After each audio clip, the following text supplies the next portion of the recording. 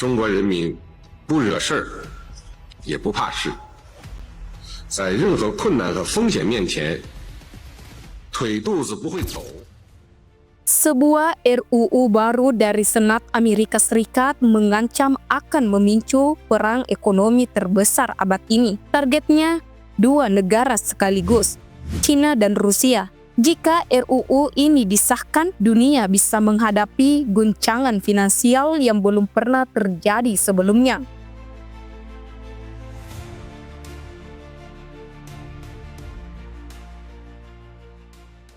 RUU bernama Preventing China from Supporting Russia memberikan waktu 180 hari kepada pemerintahan Donald Trump jika dia kembali menjabat untuk menyelidiki apakah China mendukung Rusia dalam konflik Ukraina. Jika terbukti, maka Amerika Serikat akan menjatuhkan sanksi besar-besaran. Ini bukan sekadar simbolik, ini mencakup larangan perusahaan China masuk sistem finansial Amerika Serikat, pemutusan akses ke pembayaran berbasis dolar, dan pembekuan aset di wilayah Amerika.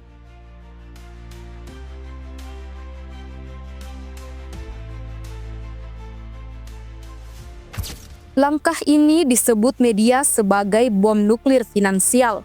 Istilah ini muncul saat Amerika Serikat dan Uni Eropa memblokir Rusia dari sistem SWIFT pada tahun 2022. Hasilnya, rubel sempat anjlok.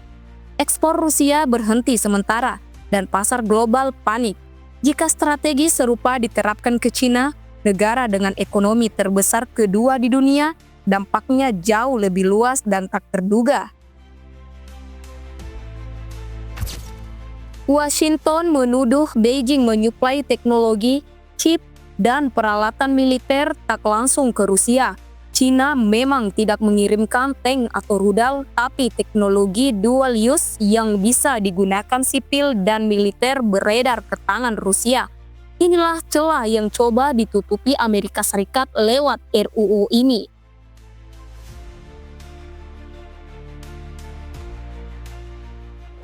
Ironisnya, senjata finansial ini juga bisa memukul balik ke Amerika Serikat. China adalah pemasok utama produk elektronik, bahan mentah, hingga obat-obatan.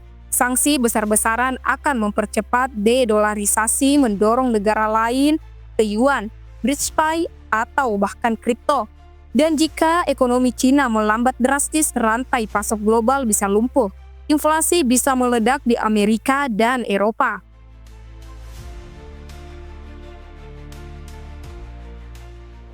China merespon dengan nada keras, "Kami tidak takut pada sanksi ilegal Amerika Serikat." Sementara Rusia menyebut ini bukti bahwa Barat makin putus asa. Negara-negara berkembang pun mulai ambil posisi netral, bahkan condong ke aliansi non-Barat. Jika dunia terpecah secara ekonomi dan keuangan, ini bisa menjadi awal dari dua blok global baru, Amerika dan sekutunya versus poros China-Rusia bridge.